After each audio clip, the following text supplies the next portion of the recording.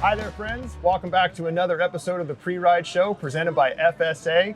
Get a chance now to spend a few minutes, a little family affair we got going on. Dan and Charles Hughes, guys, thanks for taking the time to sit down with us. Absolutely, yeah. Dan, let's start with you, man. You're pretty well known around this event here. You got 4 wins under your belt. Still the winningest most rider in this event. That's got to feel pretty good. Yeah, it's a great legacy to hold on to as I rapidly fade into oafish. I'm pretty old these days, so I'm going to keep hanging my hat on getting in on the ground floor early and notching some wins before the fast people started showing up. But well, let's talk about those days. Much different equipment, smaller crowds, everything about it was different. Would you have even imagined then that it would have evolved to what it is now? Absolutely not. I mean, I think in the early days when it was just, the very first year, there were 34 of us at the start line, and it was just a bunch of guys and gals that were like, we don't even know if we can do this. And some of us got it done and some of it didn't, but it's really gratifying to see the way it's taken off and really touched a lot of people. And it's a huge event that's come out of the Midwest. So gravel being a Midwestern thing is hugely gratifying. What was the bike setup then? What did that look like for you? Back in the day, my first one was on a Brent Steelman steel bike made out of Redwood City, California.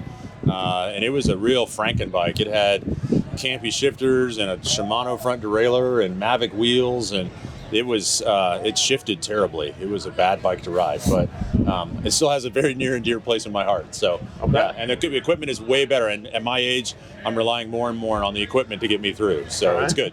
And now you brought the young one in here into the scene. Charles, tell me about that. Growing up in that household, was bikes a big part of your life growing up the whole time?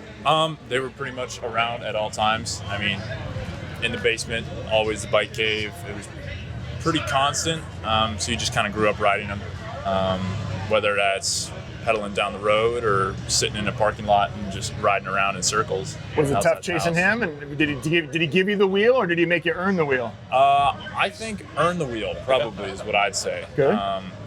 He's not super forgiving, but it's been a ride. So you are the youngest competitor in the 200 field. Yes. What's the training been like? How you feeling? Are you ready for that? Have you done that distance before? I've never done a 200-mile distance before. The furthest I've gone is 100, and I've been off the bike for a little bit while now, and I've been kind of ramping back up to getting into the distance. And we did a couple 50-mile rides, then we did the DK 100 course, and that went pretty well. So I think I'm pretty prepared for the 200 this year. Has it always been bikes, or is there other stick and ball sports in your world, or? Bikes. I did run cross country in high school for a little bit. Tune that engine up? Yeah. The shin splints and the pounding the pavement didn't really feel that great, so I went back to bikes. That's why God invented bikes, so you don't have to run. Yeah. Dan, back to this event real quick here. The field is as big as ever. It's got the most talent probably they've ever attracted. Yeah. I think that speaks to obviously the growth of the sport here in the U.S. This is really nowhere else racing is going on other than really in this gravel world. What's your sense of that, and in terms of how it looks for the future of the sport? I think it's amazing. I mean, every year at these events, I think about 10% of the folks that are in it are competing, and then 90% of them are completing. But what a 10% this field is this year. All these World Tour pros, both men and women, it's going to be fast and furious at the front. But the stories that I think are told at 10 o'clock at night or 11 o'clock at night or even 2 in the morning are sometimes just as gratifying for those riders who have been pushing through all day doing that. Sometimes it's one thing to ride your bike for 10 hours.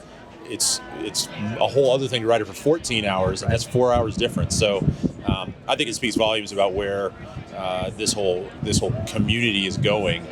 Gravel has such an inclusive nature to it, and even the World Tour pros are nice people. So it's easy to get into and test yourself for sure. Those 2 words came up a lot: community and inclusion. Absolutely. Virtually everybody we talked to, and I think that speaks volumes about the vibe and the energy that's here.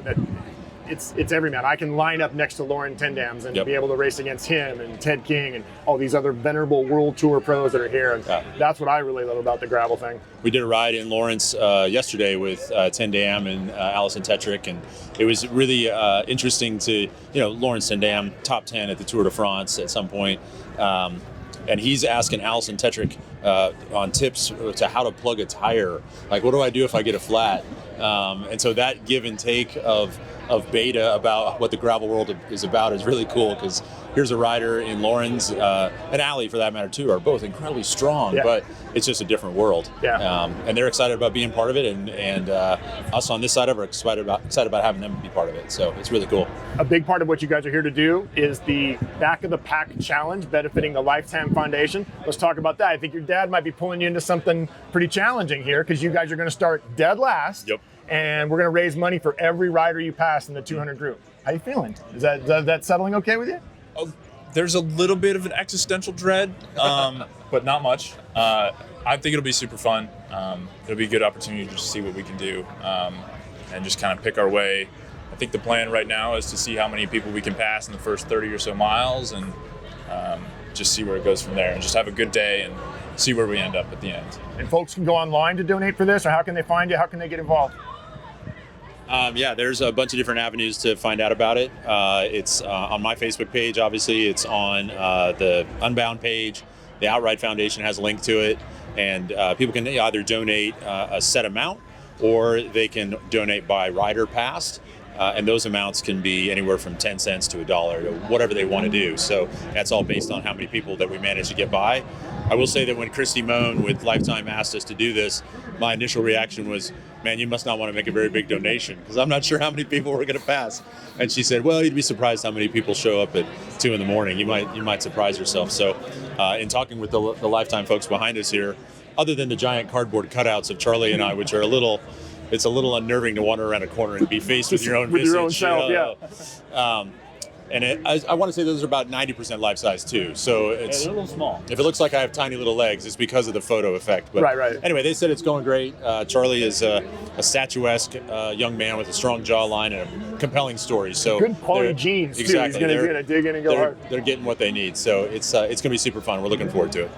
Let's talk real quickly. We got another big event coming back here to Kansas over October. Belgian Waffle Ride, first time in Kansas, first time in Lawrence. Let's talk about that, because, man, it's important to me, near and dear to my heart, and I know we can't wait to come there. What can the riders who sign up for Belgian Waffle Ride Lawrence expect? Well, I would say first and foremost that Sunflower Outdoor and Bike Shop, which is our shop, we've known for a long, long time that partnering with a significant event, whether it's Unbound or it's Mid-South or whatever, that really helps build that strong community of riders in that locale, and does wonders for not only the shop but the number of riders that are in that community that want to go and do that. So it's been on our list for a long, long time to have a marquee event, and we looked at it and thought, well, there's a couple different ways that we can do this. We could try to grow it ourselves, and 15 years from now have potentially a great event, or we could partner with Monuments and Cycling / BWR and maybe hit the fast forward button on it, kind of leveraging the great reputation that BWR has, and obviously their world-class events and infrastructure. So the Lawrence venue is, I have to say that this will be, when we finish tomorrow, this will be my 11th finish in the 200-mile distance. I've got a lot of miles on the Flint Hills roads. A couple of buckles there hanging for you. Yeah, absolutely. Collection.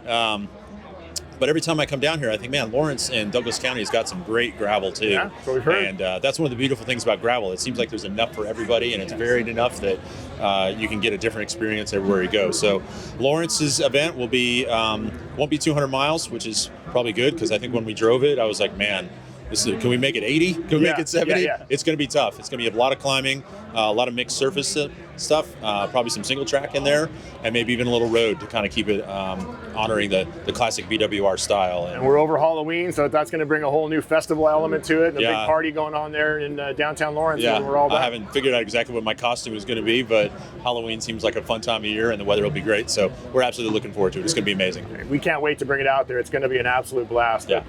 Definitely. Good luck to you guys. We know it's going to go really, really well, and you're going to raise a ton of money for the Lifetime Foundation with your Back of the Pack Challenge. That's awesome. Thank you so much Appreciate for you having guys. us. Thank you so much. Yeah. Thank you. Thanks, folks, for tuning into this episode of the Pre-Ride Show presented by FSA. Be sure to subscribe to our YouTube channel and click the little bell so you get a notification of every new episode that drops. Thanks for looking in.